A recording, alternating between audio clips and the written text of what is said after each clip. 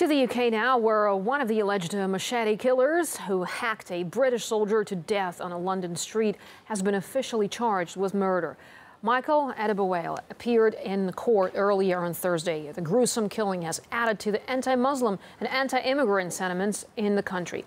And authorities are now increasingly under fire for downplaying the race and religion factor in crimes. The notorious Oxford sex grooming ring case being one of the most recent examples. RT's Polly Boyko explains. Across the country, many have been shocked at the uncovered sexual exploitation rings, first in Rochdale, then Rotherham, Derby, and most recently in Oxford. Gangs of men lure vulnerable young girls, some as young as 10, with presents in order to gain their trust. Then they force them to take drugs, rape them, and finally they sell them off into prostitution. The reported gangs are made up of Muslim men. Their victims, young white girls. So is the government choosing to ignore obvious markers when it comes to these horrific crimes? Race and religion. To talk about the issue, I'm joined by Sean Thomas. He's a writer and journalist. Sean, you've written about the case in Oxford. Is there an elephant in the room? Is the government choosing to shy away from making a connection between these men's religion and their white victims? I think unquestionably yes in the past. There is some evidence that these crimes have been going on since the early 1990s, if not before. Additionally, a Labour MP, Anne Cryer, raised the issue maybe 10 or 15 years ago. And of course, notoriously, the head of the British National Party, a far-right politician, raised it in 2001 and in 2004. And when it was raised in 2004, it was a subject of a secret BBC documentary. And the reaction of the political and legal establishment to Nick Griffin, that far-right politician, raising the issue was to try and silence him, not to investigate the crimes. He obviously is regarded as being an ethnocentric, if not racist, politician, but they ignored everything he said and instead tried to silence his point of view. And so the crimes went on for another 5 or 6 years at least before they became finally revealed in the last 2 to 3 years.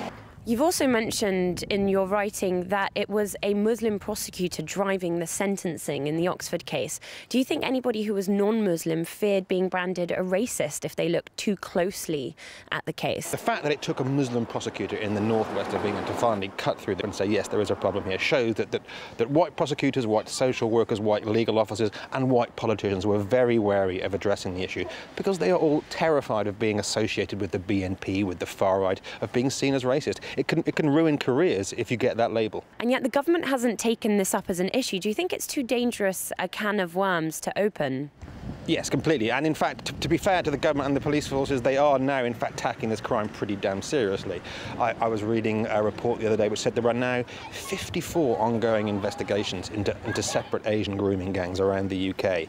But in itself, that is an astonishing figure. That's 54 gangs. And each of these gangs may have dozens or even hundreds of victims. So we are talking about possibly thousands and thousands of girls who've been abused, raped, and some even probably murdered in the last 20 years because this crime was ignored. I mean, it is very shocking. We have to accept that, yes, white people can also be victims of racial crimes, and I'd say these girls were such victims. Sean Thomas, many thanks for your comments. Well, there you have it. The Muslim Council of Britain is going to dedicate their next meeting to talking about how they can stamp out such cases of abuse, but we're yet to hear anything from the government on the issue. Polly Boyko, RT, London. Well, let's discuss this now further with Andrew Norfolk, chief investigative reporter with the Times of London, who's carried out a 2-year investigation into the targeting, grooming and sexual exploitation of teenage girls by gangs of men. Thank you very much, sir, for joining us here on RT. So as we know, you worked extensively on this issue. Now, the question is there evidence of neglect on the part of authorities due to the racial or perhaps religious character of the crime? I think that conclusion is unavoidable. Just to give you one example, in the north of England, we obtained over 200 confidential documents that showed there was a 10-year history in one particular town of young girls typically aged between 11 and 14 years old being targeted and befriended and then given alcohol, drugs, and eventually being passed around ever-increasing groups of men to be used for sex. That was known about for 10 years by the police force concerned, by the local authority concerned, and there was an abject failure to take the action that was needed to protect those children and to prosecute the offenders. So why nobody reacted in the appropriate way to this? I mean, why was it let go for so long?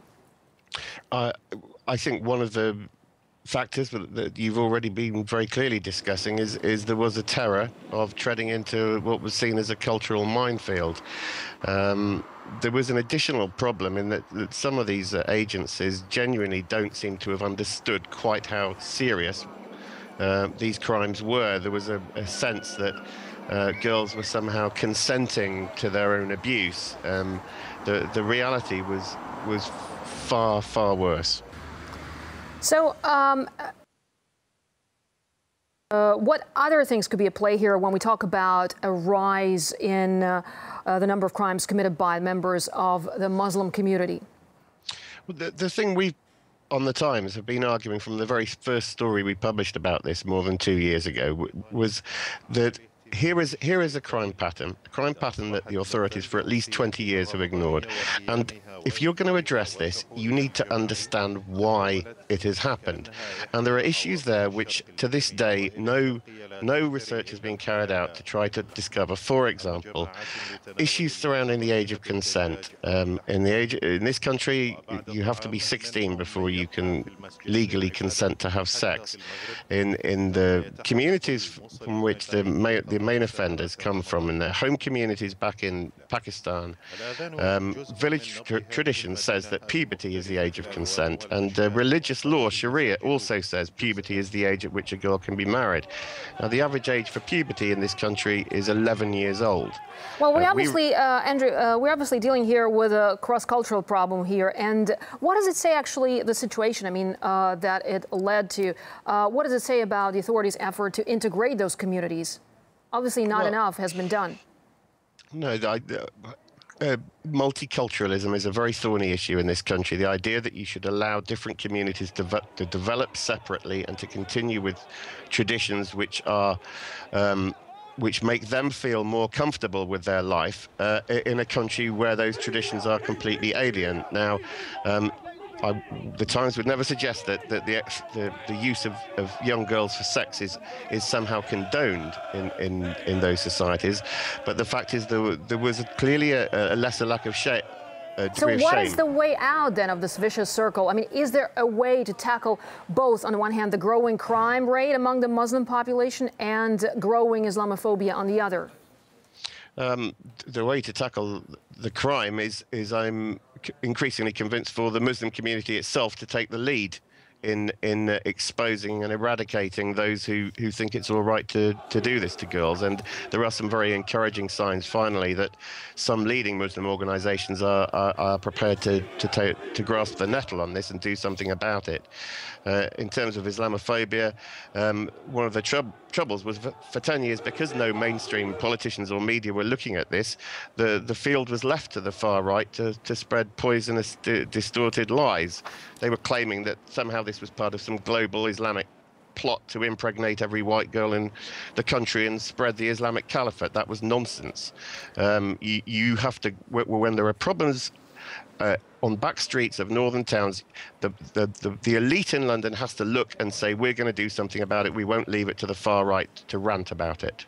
All right, Andrew Norfolk, Chief Investigative Reporter with The Times, talking to us live from the UK.